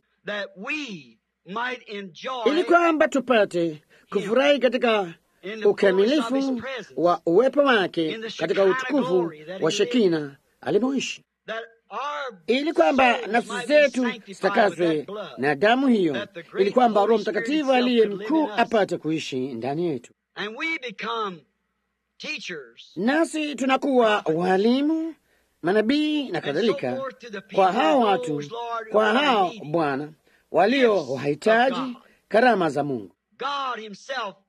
Mungu mwenyewe aking'arisha karama kuu za Mungu mbele ya huu wakati wa kisasa. Na tamshi hili fidhuli Bwana la kuwa nati, nasi tunajua ya kwamba katika siku hii ya kwamba inachukua wakati mwingine, wakati ulimwengu uko katika taratibu kama vile kanisa lilivyo leo, kujiunga tu na makanisa mapya na madhehebu mapya. Mtu anayejitokeza na neno hudhaniwa kuwa nati, mtu mwenye kichaa, kama yule mtume maarufu Paulo ambaye alifunzwa kuwa mwanatheolojia kuhani, na hata hivyo alisema kwamba alifanyika mjinga kwa ajili ya utukufu wa Mungu. Aliacha elimu yake ili kwamba watu wapate kusikiza maneno yake yenye ufasaha. Naye alisema alikuja si kwa maneno ya hekima yenye kushawishi akili za watu, ili kwamba imani yao iwe katika vitu kama hivyo. Jinsi kanisa limegeukia mambo hayo leo, kama alivyotabiri, baada ya kuondoka kwangu umbwa mwitu wataingia wasilihurumie kundi. Bali yeye alisema alikuja kwao katika nguvu na madhihirisho ya Roho Mtakatifu, kusudi imani yao iwe katika Mungu. Baba, yeye alifanyika mjinga wa ulimwengu apate kumjua Yesu. Na ndivyo tufanyavyo leo, Bwana. Kuna watu wanaoketi hapa ambao wanadhaniwa wenye kichaa kwa sababu wako tayari kumtumaini Mungu kwa ajili ya kuponywa kwao, kwa ajili ya kikomo chao cha milele, wakihatarisha sifa zao kwa kumwabudu yeye, wakimshukuru yeye, wakimsifu yeye, wakiipa roho zao huru kumwabudu Mungu. Wanadhaniwa kuwa ni wenye kichaa. Bali wewe ulisema ya kwamba upumbavu wa Mungu, kama sisi ni wajinga, ulikuwa na nguvu na hekima zaidi ya hekima ya mwanadamu, kwa kuwa mwanadamu kwa hekima hakumjua Mungu, bali kwa upuzi wa kuhubiri ilimpendeza Mungu kuwaokoa wale waliokuwa wanaweza kuokolewa. Tunaomba Mungu ya kwamba yule mwandishi mkuu wa neno hili atakuja usiku huu na kuwaponya wagonjwa, kuwaokoa waliopotea. Tunaomba hilo katika jina la Yesu, amina. Ninamfananisha Mungu kusudi msitatanishwe na yale niliyosema leo. Mungu ni almasi iliyokuu ya milele, na wakati almasi inapotolewa kwenye jiwe samawati la Afrika, nimekuwa kwenye ile migodi na kuyaangalia kwenye nino kuu, jinsi wanavyoyatengeneza haya na kuitoa almasi, jinsi yanavyopitia kwenye mtambo wa kuyavunjavunja, na ule moto mkuu wa samawati wa almasi. Almasi nyeusi zinatoka, zina umbo sana, umbo maalumu. Hizo ni mawe makuu tu, kwa kweli hayana moto ndani ya wakati huo. Haya ni almasi tu, jiwe mviringo laini, mengi sana. Bali almasi hii haina budi kukatwa. Si halali kuwa na moja isiyokatwa, haina budi kukatwa. Ndipo una budi kuwa na risiti ya mahali ulipoinunua, kwa maana zina gharama ya mamilioni ya dola. Inamfanisha Mungu na almasi hiyo. Sasa almasi inakata kusudi ipate kurudisha mng'ao wa kile kilicho ndani yake, ule moto ulio katika almasi, na haina budi kukatwa kwa kila njia ndogo, kila sura ndogo, ncha tatu. Weka ncha tatu kwa almasi, na nuru ikielekezwa kwa kitu kilicho na ncha tatu kitatoa rangi saba. Naona kitatoa rangi saba. Na sasa angalia, Mungu alijeruhiwa kwa makosa yetu, alichubuliwa kwa maovu yetu. Naona yeye alikatwa, akachubuliwa, huyo almasi mkuu, kusudi kutoka kwake karama zidirishwe kanisani, na si ile nuru, kwa sababu ile nuru haina budi kurudi wakati jua limeondoka kwake mahali ilipotolewa. Lakini kila kipande kidogo kinachotoka katika vipande hivyo vidogo akiharibiwi kinatumiwa. Vingi vya hivyo hutumiwa katika sindano za santuri, na hizo sindano zinatoa, ambazo zimekwenda kutoka kwa almasi, zinatoa muziki ambao umetiwa kwenye sahani ya santuri. Nami natumaini mtaona kile ninachomaanisha. Kile kipande kilichotolewa kwa Kristo, kipawa toka kwa Kristo, kikawekwa katika Biblia, kinanena kwa mwamini siri za Mungu zilizofichwa. Yeye anajua siri ya moyo, yeye anamjua kila mtu. Mnaamini hayo? Haingekuwa almasi ikisema, mnaona nilivyo mimi, ni kile ilichotoka kwake. Almasi ni almasi kwa sababu imetoka kwa almasi, na hivyo ndivyo zilivyo karama za Roho kwa huyo mtu. Ni sehemu ya hiyo almasi, imetumwa na imeshushwa na kuletwa katika kipawa: kufasiri, kuhubiri, kufundisha. Kuna karama 5 za kiroho: mitume, manabii, walimu, wachungaji, wainjilisti, na zote ni za kujenga mwili wa Kristo. Na kwa uhakika, kama kulivyo na walimu, wachungaji, hapana budi kuwe na manabii. Tunajua hivyo, nasi tunaamini ya kwamba Mungu hana budi kudhihirishwa katika siku za mwisho miongoni mwa watu wake kwa mzao ulioteuliwa kulingana na Biblia, katika mfano wa nabii. Hiyo inalingana kabisa na neno. Si kwamba huyo mtu ni Mungu, bali hiyo karama ni Mungu. Naona hiyo ndiyo ile sindano. Na mpini haitacheza hiyo sahani ya sanduri vizuri. Sindano ya kawaida ya kushona haitaicheza vizuri.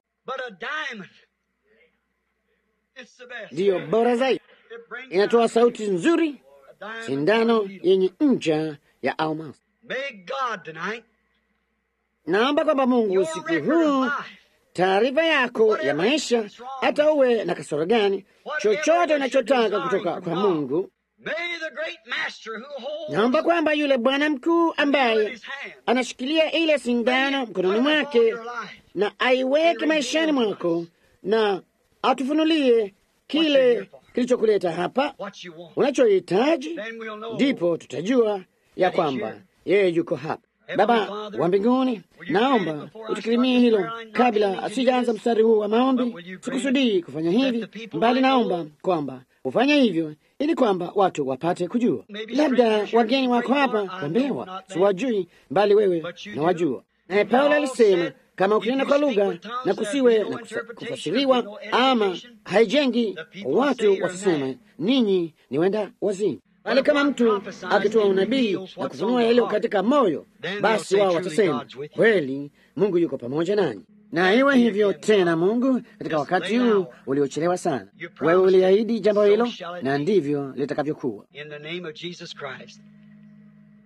Katika jina la Yesu Kristo, amin. Sasa sijui ni watu wangapi walio wagonjwa hapa usiku huu, walio hapa.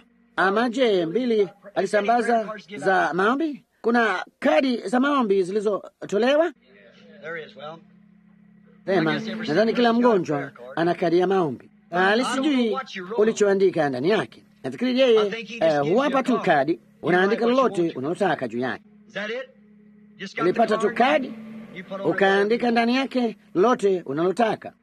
Sikujui ni wangapi hapa wanaojua siwajui, na hata hivyo wagonjwa. Nawe ungesema hivi, yale nimekusikia ukisema leo, Mungu nyuma ya ngozi, Mungu nyuma ya ngozi ya mwanadamu akijitia utaji.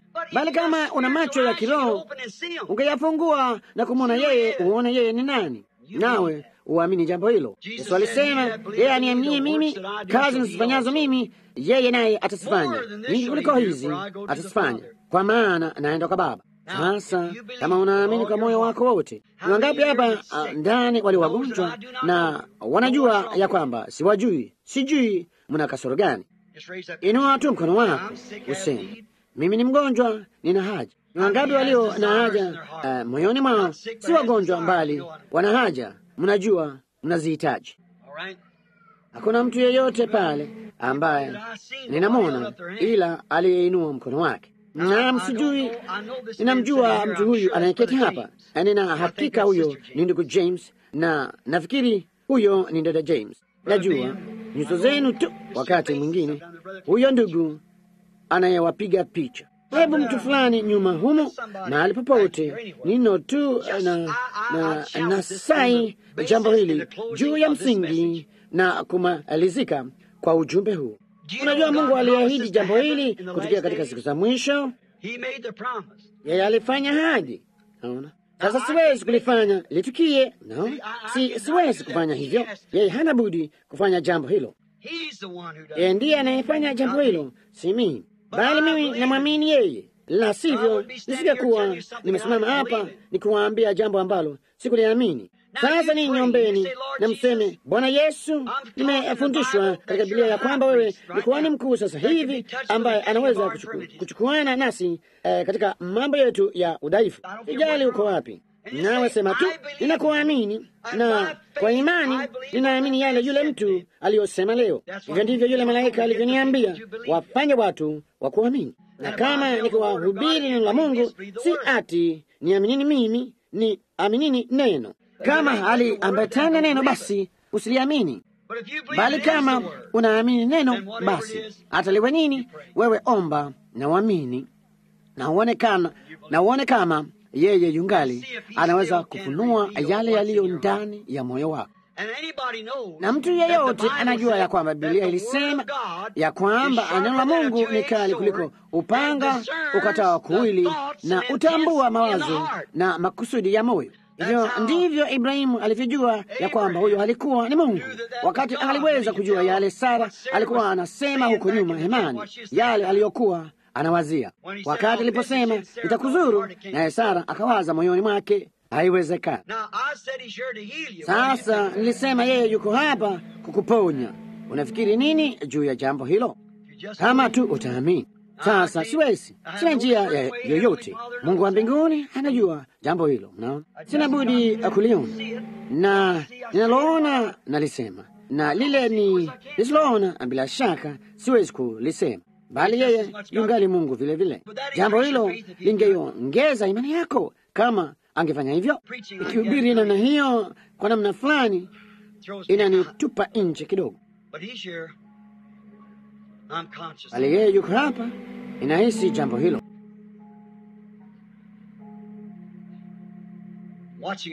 Nilimtazama mtu alipokuwa anainamisha kichwa chake papa hapa nyuma. Mke wake anaketi karibu naye akiomba pia papa hapa. Una kitu moyoni mwako, mkeo anaomba. Una mzigo moyoni mwako.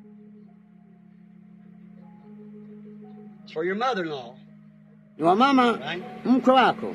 Hiyo ni kweli. Unaamini Mungu anaweza kuniambia mama mkwe wako ana kasoro gani?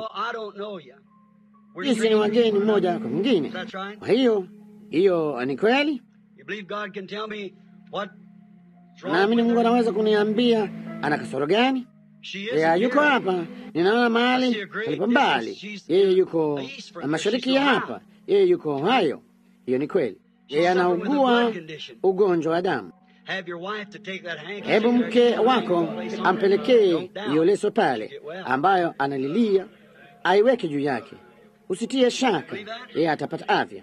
Unaamini jambo hilo? Hapa kuna bibi mdogo anayeketi hapa mbele yangu analia. Mtoto huyo ana kasoro, sijui. La, hana kasoro. Yeye ana shauku tu, ana shauku ya kumpokea Roho Mtakatifu. Hiyo ni Bwana asema hivi, amini ewe mtoto, utampokea. Hiyo ni kweli, usitie shaka. Hapa yupo bibi anayeketi hapa kwenye mwisho wa safu. Yeye anaomba. Mimi ni mgeni kwake, mbali ana kivuli. Ulikuwa umefanyiwa upasuaji mara nyingi. Kama sisi ni wageni moja kwa mwingine, nafikiri.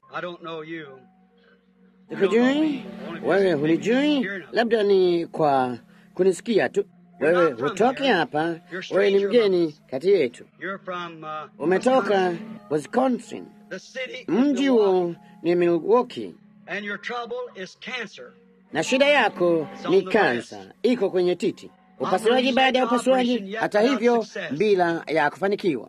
Hebu imani ile iliyougusa upindo wa nguo yake iamini hiyo sasa hivi.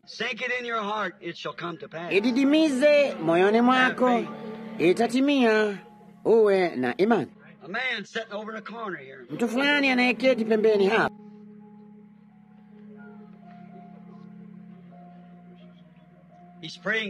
yeye anamwombea mama yake. Yeye ni mgeni kwangu, simjui, bali yeye anamwombea mama yake. Na mamaye ana kitu kile kile alicho nacho mwanamke huyu, kansa. Ama yeye anayogopa, na ndivyo ilivyo. Kuna mtu unayemwombea, na mtu huyo ana shida ya mgongo wake. Yeye pia na mwona amelewa sana. Yeye ni mlevi wa kupindukia. Ndugu yako, wewe hutoki hapa, umetoka Illinois. Unaamini ya kwamba Mungu anaweza kuniambia jina lako ni nani? Farmer. Hiyo ni kweli. Inua mkono wako. Aminini.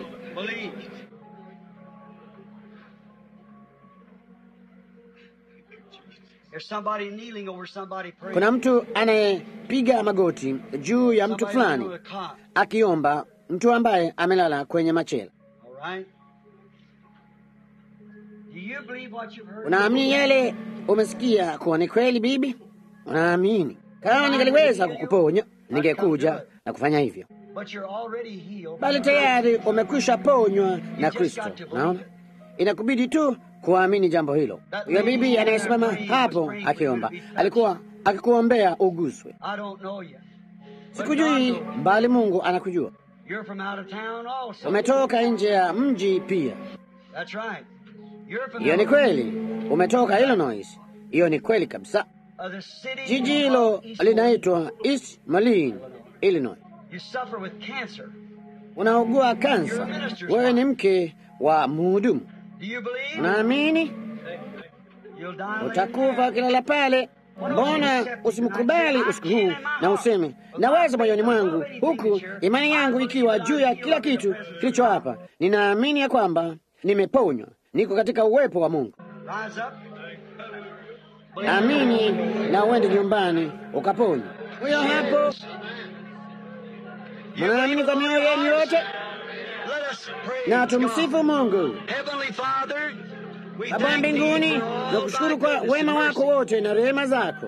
Tunakushukuru kwa kuwa wewe ungali hapa katikati kabisa ya shida hizi zote, katika ulimwengu huu ambao umepotoka. Hata hivyo wewe uko hapa. Naomba kwamba Roho wako Bwana atadumu pamoja nasi daima. Tunaona ya kwamba uko hapa, Mungu aliyejivika ngozi katika mioyo ya binadamu, ukitoa imani na ufunuo na ono.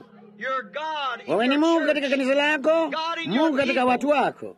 Tunakushukuru kwa ajili ya jambo hili Bwana, na naomba kwamba kila mmoja aamini usiku huu kwa moyo mmoja, na jalia kwamba waponywe kwa jina la Yesu Kristo. Naomba, amina. Ni wangapi upande huu walio na kadi za maombi? Upande ule, hebu hao walio upande ule warudi nyuma, waje moja kwa moja katikati ya marefu haya. Hao walio kwenye yale marefu waje moja kwa moja upande huu. Chukueni mahali penu tu, njoni moja kwa moja upande huu. Hebu hao mara watakapokuwa wamekwisha mstari huu ushikamane na ule mwingine. Wazee wa kanisa waje hapa. Ndugu Roy, Mungu akubariki. Siku ya ulikuwa umeketi hapo. Na wataka mashemasi wa kanisa hapa mara moja, kama wanaweza kuingia kutoka popote walipo. Njoni mkasaidie kidogo. Namtaka kila mtu atakayeombewa, inua mkono wako useme, haya nyuma yangu. Bwana, naamini, nisaidie kutokuamini kwangu. Naamini ya kwamba katika uwepo wako, ninapolifuata neno lako na neno yangu nimewekelewa mikono usiku wa leo, nitakubali kuponywa kwangu katika jina la Yesu. Amina. Mungu awabariki. Kuomba kwa imani kutamwokoa mgonjwa yule. Wakiweka mikono yao juu ya wagonjwa watapata afya. Yeye alimwambia Nuhu itanyesha. Haikunyesha yeye kamwe. Mimi sikusema kamwe. Mara tu utakapoombewa utakuwa mzima. Alisema watapata afya. Yeye alimwambia Nuhu itanyesha. Haikunyesha kwa miaka 120 mbali ilinyesha. Alimwambia Ibrahimu atampata mtoto kwa Sara. Haikutendeka kwa miaka 25 bali alimpata. Alimwambia Isaya bikira atapata mimba. Haikutukia kwa miaka 800 bali akapata mimba, sivyo? Yeye aliahidi hilo. Haiduru ichukue muda gani, yeye hufanya hivyo kwa vyovyote. Ninyi aminini hilo. John mbele sasa aongoze nyimbo. Utaondoa kadi sasa. Hebu kila mtu awe katika maombi sasa. Baba yetu aliye mbinguni, tutazitii amri zako kwa kuwawekea mikono hawa wagonjwa. Si jambo jingine moja ambalo wewe ungefanya Bwana, kwa kuwa umesema katika neno lako umenunua kuponywa kwao. Umethibitisha ya kwamba uko hapa pamoja nasi usiku wa leo, neno ambalo linaweza kuyatambua mawazo yaliyo moyoni. Umethibitisha jambo hilo ya kwamba wewe uko miongoni mwetu. Nami nakuomba wewe Baba ya kwamba neno lako ambalo haliwezi kushindwa litafanywa halisi sana kwa kila moyo. Halo, ulisema kama mnaweza kuliamini, msiye shaka, mbali mliamini, muambie mlima huu ng'oka, na msitie shaka, mbali muamini kwamba itatimia. Yeye hakusema ni lini. Wewe uliwaambia wale watu kwenye Pentekoste wapande waende kule wakangoje. Wewe ukusema kamwe masaa siku, ulisema hata sasa. Wao wanakuja kukubali kuponywa kwao. Naomba wasifikirie lingine ila kuponywa kwao hata ukombozi wao utakapokuja. Tunakutii wewe kwa kuwawekelea mikono kama waamini katika jina la Yesu Kristo. Amin. Vema, njoni mara moja. Mmeponywa. Mungu abariki. Hilo ni nzuri. All things are possible. Only believe. Only believe. Only believe. Lord Jesus, I pray for these handkerchiefs. Jesus Christ. Bwana Yesu, nasiombea leso hizi sasa katika jina la Yesu Kristo. Amin. Sijui kama tungeweza kuyabadilisha maneno hayo. Now I believe. It's now I believe. All things are possible. Now I believe.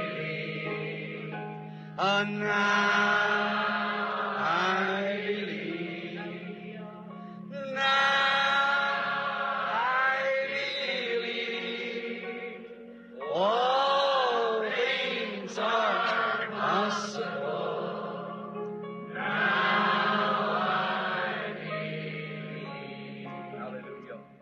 Unaamini ya kwamba yaliyoombwa na kutakwa yatatolewa, yatatukia? Niliona nilipokuwa napita mstarini muda mchache uliopita, baadhi ya marafiki wangu wa Italiano kutoka Chicago. Wangapi wanamjua dada Batosi kutoka Chicago? Vema, unajua yeye alikuwa na ugonjwa wa bongo, ugonjwa wa kufadhaika akili hivi majuzi, mbaya sana sana. Lakini asubuhi huko Chicago kwenye kifungua kinywa cha wafanya biashara wa Kristo, nilimwambia huyo dada chini ya uvuvio wa Roho Mtakatifu. Alirudi upande mmoja naye hangeweza kujimudu. Ndipo nikasema, dada, wewe utapata afya mara moja, mbali utapata afya. Itakuwa aidha miezi 18 ama miaka 2. Papo hapo kwenye kipindi hicho utaponywa. Juzi nilipokuwa nikizungumza naye, nilimsikia akishuhudia akiwa na furaha sana, mwenye furaha sana kuliko alivyowahi kuwa maishani mwake mote. Alikuwa anaendesha motokaa, hakuwa na amani. Uwepo wa Mungu ulionekana kana kwamba umemwacha. Bila shaka ilikuwa neva ya ubongo, mwajua. Mara akarudi na mbubujiko mkubwa wa furaha na nguvu za Roho Mtakatifu zilikuwa juu yake. Pia akapasa sauti. Walikuwa tu na wakati mzuri sana, yapata majuma 3-4 yaliyopita ama mwezi mmoja. Nami nikamsikia akishuhudia Jumapili iliyotangulia iliyopita, naye akasema, ndugu Branham, niliporudi niliandika na kuchukua kanda ile, na ilikuwa miezi 18 hasa siku ile ile. Amina. Unampenda? Si yeye ni waajabu? Roho Mtakatifu yeye yule anayeweza kubashiri kwa usahihi sana bila kukosea hata wakati mmoja miaka hii yote, na kupitia kwa neno lake amejaribu kuwafunulia ninyi leo ya kwamba Mungu si kitu fulani kilicho mbali mahali fulani ama kitu fulani cha kihistoria. Yeye ni neno lililodhihirishwa, lililo hai na la wakati uliopo. Alijificha mwenyewe katika utaji wa binadamu katika kanisa lake, akijifunua mwenyewe kwa imani yako na imani yangu pamoja, kutuunganisha pamoja, tukifanya umoja wa Mungu. Mimi siwezi kufanya kitu bila ninyi, ninyi hamwezi kufanya kitu bila mimi. Hakuna anayeweza kufanya kitu bila Mungu. Kwa hiyo sote pamoja linafanya kitu kimoja, ule muungano. Mungu alinituma kwa kusudi hilo. Munaamini jambo hilo? Na hapa linatendeka. Ndilo hilo hasa, naona limehakikishwa kikamilifu. Sijali una kasoro gani, yale aliyosema mtu yeyote. Kama kutoka moyoni mwako unaamini ya kwamba utapona, hakuna kitu kinachoweza kukuzuia. Yeye alisema hivyo. Yeye alisema mbingu na nchi zitapita, bali neno langu halitashindwa. Naamini hilo. Wangapi watakaoniombea katika mikutano mingine nitakapokwenda? Mimi ndimi ninayehitaji maombi. Mnaona, kila mtu amenikataa, mnaona, ila ninyi. Na hata hivyo kuna mzao kule nje. Nilituma barua kule Afrika Kusini, wasingeniruhusu kuingia isipokuwa kama ningetia sahihi karatasi ya kwamba mimi ningebatiza huko upande mwingine kila mtu mara 3, mara moja kwa Baba na mara moja kwa Mwana na Roho Mtakatifu kifudifudi. Pande mwingine ningebatiza kichalichali mara moja kwa Baba na kufundisha. Hilo ndilo fundisho. Nikawaandikia barua nikasema, Roho Mtakatifu amekuwa akijaribu kwa miaka michache iliyopita kunipeleka Afrika tena. Yeye anataka kuitumia huduma yangu kule, mahali ambapo 30,000 walimkubali Kristo alasiri moja. Nikasema, kumbukeni, damu ya watu hao na iwe juu yenu, si juu yangu. Nimejitolea kuja, mbali hamtafanya jambo hilo. Sijui itakuwa namna gani kwenye siku hii ambayo Yesu mwana wa Mungu amekataliwa na kanisa, neno limekataliwa, bali katika yote hayo yeye angali bado anajijulisha mwenyewe kwa watu wake. Je, hamuna shukurani kwa jambo hilo? Nami nilipita usiku wa leo nikawawekelea mikono yangu baadhi ya wanawake wazee, wengine vijana, wengine wazee, wengine vijana, wanaume wazee, wamelowa kama nilivyo mimi. Wameketi pale wakilisikiliza neno ambalo ulimwengu wa nje unadhani ni wazimu. Unaona, wao ni skrubu. Unaona, Mungu yuko hapa kuitia hesi, akutoe moja kwa moja kutoka kwenye magonjwa yako. Ni ahadi ya neno. Ukeni tu, itaanza kukaza. Nitawavuta kama nikiinuliwa juu, nitawavuta. Ataivuta aitoe kwako, bila shaka ataivuta. Wewe mwamini tu, uwe na imani kwake, usimtilie shaka, mwamini. Niombeni wakati hamna mtu mwingine wa kuombea, nikumbukeni tu.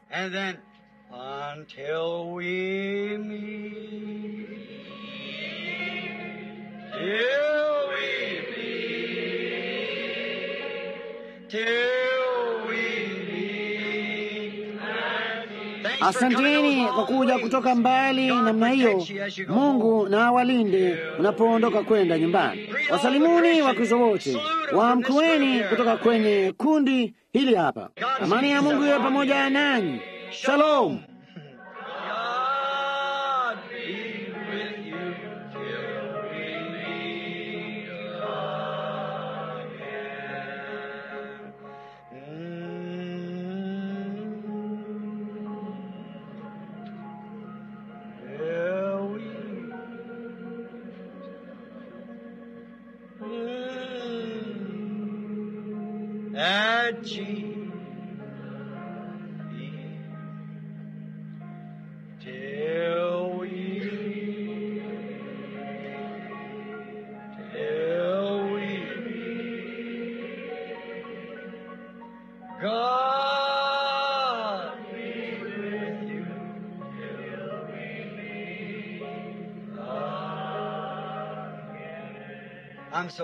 Nina furaha sana.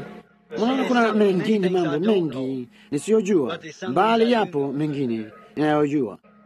Ninashukuru sana kwa ajili yenu. Nina furaha sana kushirikiana pamoja nanyi. Nina furaha sana kuwa mmoja wenu. Mungu awe nanyi, atakuwa nanyi. Yeye hatawaacha kamwe, hatawapungukia. Yeye hatawaacha. Tayari mmekwisha pita katika ile pazia.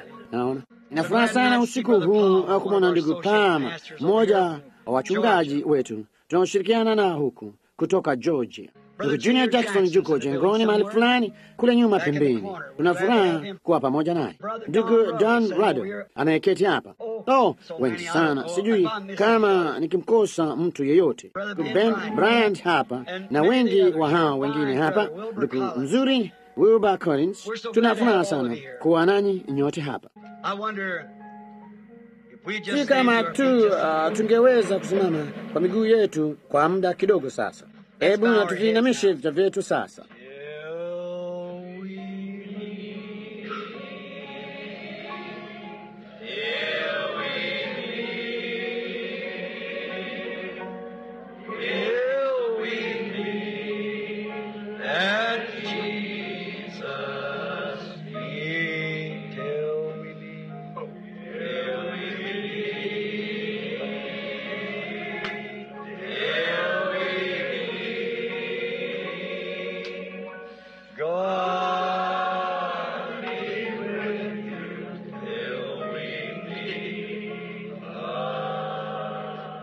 Mnaohisi huo ushirika wa kuwa karibu na Roho, na tuuvumishe. Nilimwona ndugu Makini kutoka Ohio akiwa pamoja nasi, John Martin na ndugu yake. Nina furaha sana kuwa na nyote. Huenda hata nisiwaone ndugu, yeye anawajua. Naomba kwamba moyo wangu na yenu pamoja na moyo wa Mungu uwe pamoja hata tuonane.